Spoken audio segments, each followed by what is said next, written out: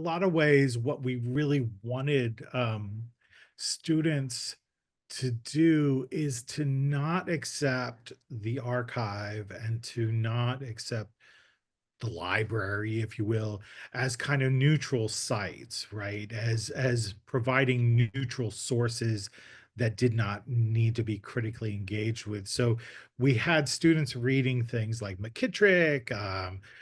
We had students that tried to we also emphasize the idea of centering the subject. Who are you doing research on? Using works like Stephanie Camp and others. They all helped us like think through and construct a pedagogy. And this was with my dear friend and colleague Wendy Manuel Scott, where we constructed something that we called affective historical praxis. And we did this purposely, remembering our own experiences, frankly, in the 90s when we were going through our first grad programs, and we were being kind of, taught well, we were reading Novak and all these other kinds of standard historiography sources, and those were fascinating, but we always felt like there was something missing, specifically, why we're doing the work, right? And specifically the emotional components that the work provides, right? And we were being told to stuff that down, right? And don't engage with that. And yet we were also told, well, there's no such thing as true objectivity, right?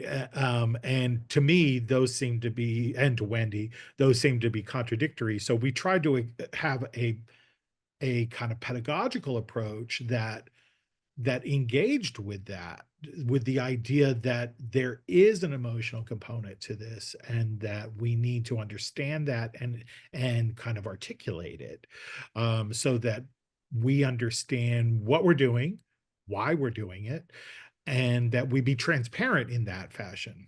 The other thing we really wanted to do in when we kind of constructed this affective historical praxis is we wanted to kind of utilize different kinds of digital humanities, especially the most interesting ones to us were the digital humanities projects were being done by Black scholars.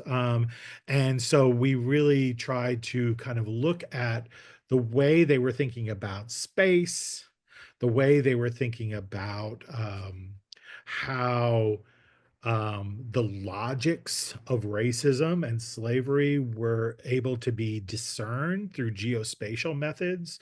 And so we also tried to include things like critical library studies. That's a thing.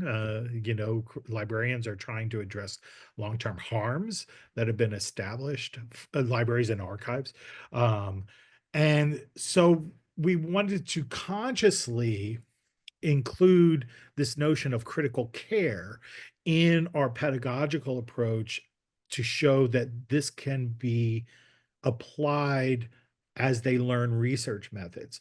So and the thing that was fascinating to Wendy and I is that we came about this from different angles. Like she came about, and she always had a very theoretical approach in the kinds of things she taught and the types of scholarship she had students engage with. And I was always coming at it from a very singular source perspective, if that makes sense, Jen.